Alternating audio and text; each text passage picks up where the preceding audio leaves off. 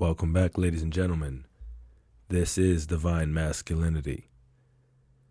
And I just want to take time to thank everyone who does listen, who does tune in. It's very much appreciated. This broadcast is something that I hope will enrich those who hear the words that I'm speaking, that it will spark a change within your life. And we all have things that we go through, and I believe if we have a strong sense of confidence in who we are, that allows us to be able to fight against these things. And so, what is divine masculinity?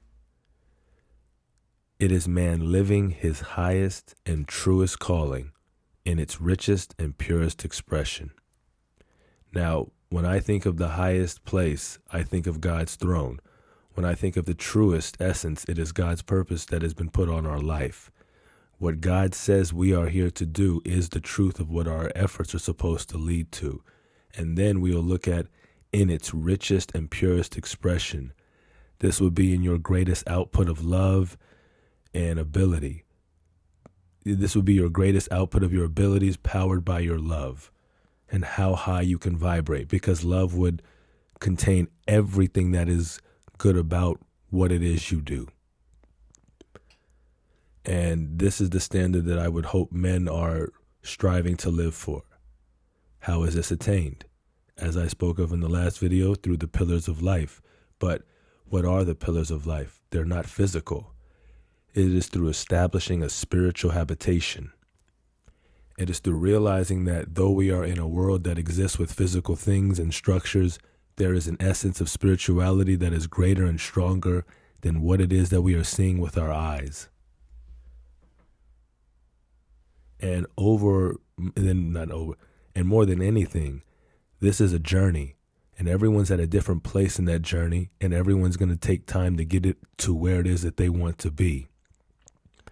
There's no timeline for your development. If you wish to progress quicker, you can't rush life, but surrendering to goodness, allowing yourself to not be led by desires, not developing wounds through bad experiences, really protecting yourself and keeping yourself as fresh and as clean as possible, because the cleaner your cathedral is, the greater the Spirit of God can vibrate from it, the greater your divine essence can come to life, and you can do things for yourself and for those who you love in a way that you couldn't ever before. The physical cannot move without the spiritual. And so we need to establish a spiritual habitation. We need to allow ourselves to vibrate in love.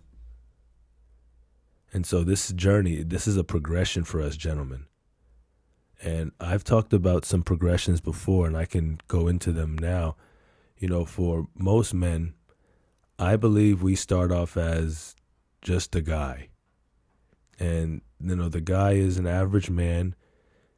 He has desires, but he's more of a fleshly person, more of an externally based individual. He's not really striving to be the better self.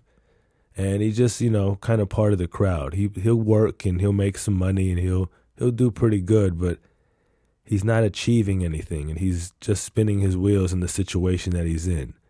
And then we come to, when man becomes a gentleman. The gentleman is a refiner of his immediate area. He is one who wants to have skills. He is one who wants to be someone who is vibrating love. He is a man who calls out unrighteousness. He leads by example. He's a good man. He's an honorable man. He's a man that you would want to be in your wedding. He's a man that you would want to share a beer with. He's a man that you would trust on a road trip. He's just that type of dude. But his goodness is limited to his surrounding area. And he doesn't really go push the bounds in taking his efforts and allowing them to go further than what he sees in front of him. He's great. He's great wherever he may be, because he's going to vibrate the essence of goodness from who he is, and he's going to make better all around him. But again, it's not going to vibrate further than where he actually is stationed at. Now this is where man transitions himself into a gladiator. This is an individual who is ready to wage conflict for goodness sake. This is one who is willing to stand up for the cause. This is one who is willing to leave their immediate area and go off and be part of a cause that says goodness must be available to all. That there is a purpose and a meaning on my life that doesn't need to be purely on conflict based, but maybe it's educational. Maybe it's in creative arts. Maybe it's something to do with finances. But how can I get there if I don't show this ferocity right now in my spirit and stand up for a cause that's worthy? If I won't stand up for something more worthy than myself, how can I stand up for something worthy for me, just one individual? And so the gladiator is a man of effort. He is a man of communal striving. He is a man who wants to go out and see everybody win, and he is rebellious in his way because he is turning against the conventional. He is turning against those things that have been telling him this is the way to go, but now he looks up in life and he sees, I'm nowhere where I want to be. I'm frustrated and I'm angry. The system has to change. The gladiator is the initiator of change. But the gladiator is more likened in American culture to the gangster. So I didn't want to call him the gangster because that is too much of a negative connotation. You have to do too much explaining. But a gladiator is an honorable individual. He follows orders. He will do the right thing. However, this is a man who is transitioning in he's in his first stages of being a gladiator. So he doesn't have an immediate order to follow. Therefore, he is angered by the system that is around him. He has been activated to try to overturn it. And that's a gangster-like mentality. I didn't want to go and call it that because I know where that's going to go with that label. However, it's a gangster-like spirit that is attached to the gladiator, and it is one of rebellion, and it is one of revolution, and it is supposed to bring to pass change. And this is when the gangster, the gladiator, needs to have a softening of love. He needs to surrender in that moment, realizing that if he wishes to go to the next level, he needs to surrender. He needs to surrender to the standard of love, to the throne of the Almighty, because then he will be able to correctly use his power and his efforts to do what is still right, the thing that angered him in the first place, which was that wrong was being done to him. But now that he's in the position of power, he shouldn't be able to take his wrongs and make it wrong against everyone else. And this is what the surrendering to love prevents. Releasing of the ego and the pride and this need for vengeance, and understanding that what you've been through is a forming process, that everybody has to go through something, and that we choose to label things in such a harsh manner in such ways. Yes, there is suffering. Yes, there is death. Yes, there is evil. But yet we want to hyper-label everything, and in hyper-labeling everything, we now attach an emotion to every scenario and every situation that we go through. And we, if we wish to advance, cannot be that way. As next who comes up on the progression is the general. The general is a man who is a leader. I believe that all men need to be capable of leading themselves in some capacity, but a leader of men in terms of strong men, wise men, men who actually may be more skilled than you in many different things, but they trust you because you know how to manage the entire situation and you have enough strength and ability yourself to navigate. When you can get those who have greater abilities than you to allow you to lead them, this speaks to who you are as a leader indeed, because they're trusting you and they trust you for a reason. And so this is a great transition as well. You know, when man is in the state of being a revolutionary, being a initiator of change, being one who is going out on the ground level and making efforts for change. There's a great transition that needs to take place within him if he is to become a general. you have to win a lot of different type of wars to really win the respect of men all over, because this is what you're asking. A general would, in a sense, obviously be in control of multiple legions, I'm thinking. And these are men from different areas, from different places, different strengths, different ways, and they're all going to come and listen to you. They all respect you. Respect for your life is one thing. Respect for your discipline is another. And then the highest, respect for what you now say to do, and we will do it. Wow. You are high level. You are high level when you can get men who have more skill than you, who have more ability than you, to simply listen to you and respect you enough and follow you and not question, because they know that what the decisions that you're making, they are right. There are very few of these men. The general is a prized position. We all want to think of ourselves as generals, and as you should, but the development of an external expression comes with time. It comes with victories. Victories in war.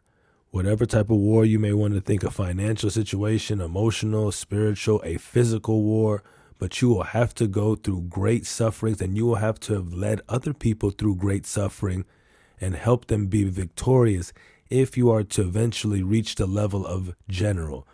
I don't even have a metric for it, because it's based on men's respect for you. It's based on how society views you.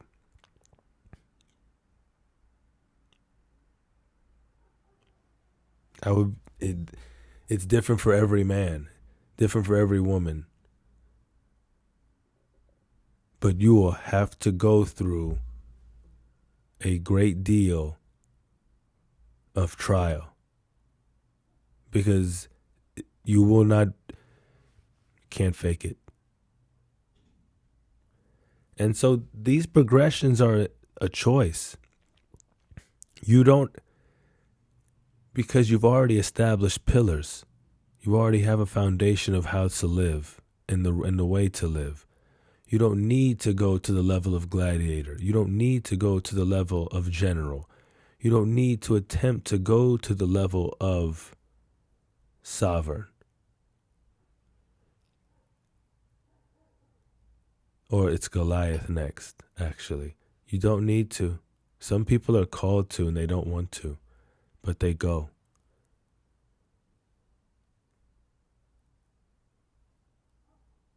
So you can stay the gentleman. You can create a hybrid position in between the gentleman and the gladiator. This is just about refinement. This is about bringing you to a best self. And this is about maximizing your abilities and your talents, because men like to achieve. Men are task oriented. And once you start to do well, I would think that you would maybe want to go further. If you don't, you can still enjoy a fruitful life and where it is that you are with your very best intentions and efforts. That is my biggest thought, or biggest, I guess, yeah, whatever, is where are our intentions and efforts? And when they are rooted in the highest and the truest calling in its richest and purest expression, you simply cannot lose in life. You have a spiritual habitation that is taking place right before your eyes, because you are moving by the way of the Spirit. You are called by the hand of the Almighty God. By His voice, you are led by His hand.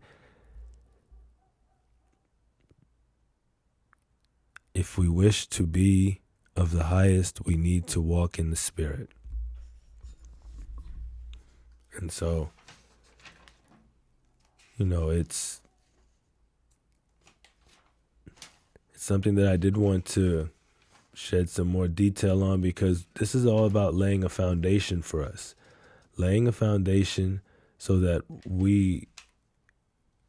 our buildings are strong, our roots are deep, that we can endure whatever variables may come across us.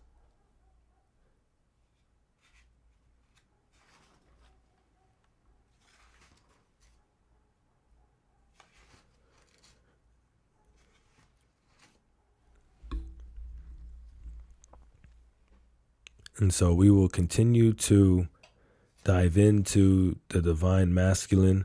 We will continue to explore things and establish his person, because my biggest hope is that you will all find strength and inspiration from these audios, that you will be inspired to create the strongest version of yourself, and that you will enjoy it in the process. This is a process. This is a progression, and it's not one that comes easily, but it's one that comes with time and with effort. And if you put the effort in, it surely will change for you. So I thank you all for joining us. We will be back again very soon. I've been very moved to speak lately. This is kind of what I feel I need to be doing. So I'm going to be doing more of it. But I thank you all for tuning in once again and joining. May you all have a blessed and lovely day. Until next time.